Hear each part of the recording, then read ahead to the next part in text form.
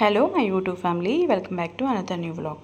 So ఈ vlog ఏంటంటే వినాయక చవితి రోజు వ్లాగ్ అనమాట. ముందుగా మీ అందరికీ వినాయక చవితి శుభాకాంక్షలు. మీరందరూ పండుగ ఎలా చేసుకున్నారు, అలాగే ప్రసాదాలు ఏమేమి పెట్టుకున్నారు, మొత్తం అంతా కమెంట్ సెక్షన్లో మాట్లాడేసుకుందాం.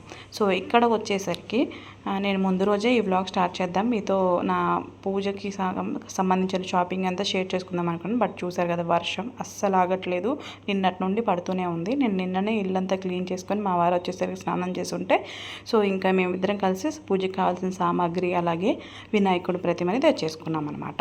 సో ఇక్కడ ఇదైతే వినాయక చవితి రోజు. ముందే 4:30కి లేచాను. నేను లేచేసి ఇంకా బ్రష్ చేసి స్నానం చేసేసి రెడీ అయిపోతున్నాను. ఇంకా రెడీ అయిపోయిన తర్వాత ఇక్కడైతే ప్రసాదాలు ప్రిపేర్ చేస్తున్నాను. రవ్వ ఉండ్రాళ్ళు, అలాగే పాల తాలికలు, ఉండ్రాళ్ళు, మామూలుగా బెల్లం ఉండ్రాళ్ళు, కుడుములు అవి చేసుకుంటాం కదా, అవన్నీ ప్రిపేర్ చేసేసాను అనమాట. అండ్ ఇక్కడ ఏంటంటే పులిహార, గారెలు ఇవేమి ఇంకా పెట్టుకోలేదు, ఎందుకంటే 5:20 నుండి 7:20 వరకు స్థిర లగ్నం సింహలగ్నం ఉంది. ఆ టైంలో పూజ చేసుకుంటే చాలా మంచిది అని చెప్పారు. సో ఆ టైంకి లేస్తేనే నాకు ఆ 7:20కి అయిందండి నా పూజ స్టార్ట్ చేసే టైము. ఎందుకంటే ఇక్కడ పత్రి అవన్నీ పెట్టుకోవాలి, పూజకి కావాల్సిన ప్రతి ఒక్క ఐటెం మర్చిపోకుండా దేవుడి దగ్గర పెట్టుకోవాలి, ప్రసాదాలు ప్రిపేర్ చేసుకోవాలి, కాళ్ళకి పసుపు, బయట గడపలకి పసుపు, తర్వాత బొట్లు ఇవన్నీ పెట్టుకోవాలి కదా. ఇంకా కంపల్సరీ అంత టైం పడుతుంది. సో అలాగే పట్టిందనమాట. ఏది మర్చిపోకుండా దేవుడి ముందు పెట్టి, ముఖ్యంగా దోసపండు నివేదన పెట్టుకోవాలని చెప్తున్నారు కదా. ఇన్ని రోజులు తెలియలేదు మనకి. వినాయక చవితి రోజు మాత్రం ఖచ్చితంగా దోసకాయ అయితే ఏదైతే ఉందో అది స్వామికి నైవేద్యంగా పెట్టుకుంటే చాలా మంచిదని చెప్పారు. సో అది కూడా తీసుకొచ్చి నైవేద్యంగా పెట్టిన అరటిపళ్ళు, ఫ్రూట్స్ అన్నీ పెట్టుకున్నాను అనమాట. మాకున్నంతలో మేము ఎంతవరకు చేసుకోగలమో అంతవరకు ఆ దేవుడికి మనస్ఫూర్తిగా వినాయక చవితి అయితే చేసుకున్నాము. ఫోన్లో చాలా వీడియోలు ఉన్నాయి కదా, వాటిలో మనకు నచ్చింది ఏదో ఒకటి పెట్టుకొని చేసుకోవచ్చు.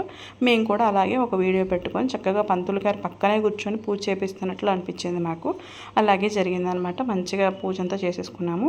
అండ్ తర్వాత పూజ అయిపోయిన తర్వాత ప్రసాదాలు అవి తీసుకున్నాం అనమాట. ఇంకా పంచామృతాలతో అభిషేకం కూడా చేసాము. ఇంకా ఆ వీడియో అంతా నేనేం తీయలేదు. వీడియో తీస్తూ ఉంటే నాకు దేవుడి మీద భక్తి ఎక్కడో తప్పుతుందేమో అనిపిస్తుంది. అందుకే నేను పూజ చేసేటప్పుడు ఎప్పుడు వీడియో తీసుకోను, ఎక్కువగా మ్యాక్సిమం తీయను. సో అందుకని అదంతా చూపించలేదు అనమాట. అదంతా చూపిస్తే మీకు ఒక 15 minutes వీడియో అయ్యేది. బట్ నేను అదంతా చూపించలేదు, పూజ అయిన తర్వాత చూపిస్తున్నాను. చూసారు కదా, ఇది ఈవినింగ్ పూజ అనమాట. ఈవినింగ్ సూర్యాస్తమయం తర్వాత కూడా పూజ చేసేసుకొని చక్కగా దీపారాధన చేసుకొని బెల్లం ముక్క నైవేద్యంగా పెట్టుకొని హారతి ఇచ్చుకున్నాము. సో నాకు ఈ వినాయక చవితి వచ్చినప్పుడల్లా చిన్నప్పుడు రోజులు గుర్తొస్తూ ఉంటాయి. ఎందుకంటే అమ్మ వాళ్ళకి వినాయకుడిని పెట్టుకొని పూజించే ఆనవాయితీ లేదనమాట. అప్పుడు ఏదో సంథింగ్ ఎవరో చనిపోయారు, దానివల్ల అప్పటి నుంచి వినాయక చవితి లేదు ఏదేదో అంటారు. అదన్నీ ఎంత నిజమో ఎంత అబద్ధమో నాకు తెలియదు. బట్ నాకైతే బాగా ఇష్టం వినాయకుడి బొమ్మను పెట్టుకొని ప్రాణప్రతిష్ఠ చేసి, అది అలా అంత అందంగా ఉండే బుజ్జి కనపైన పెట్టుకొని పూజ చేసుకోవాలని.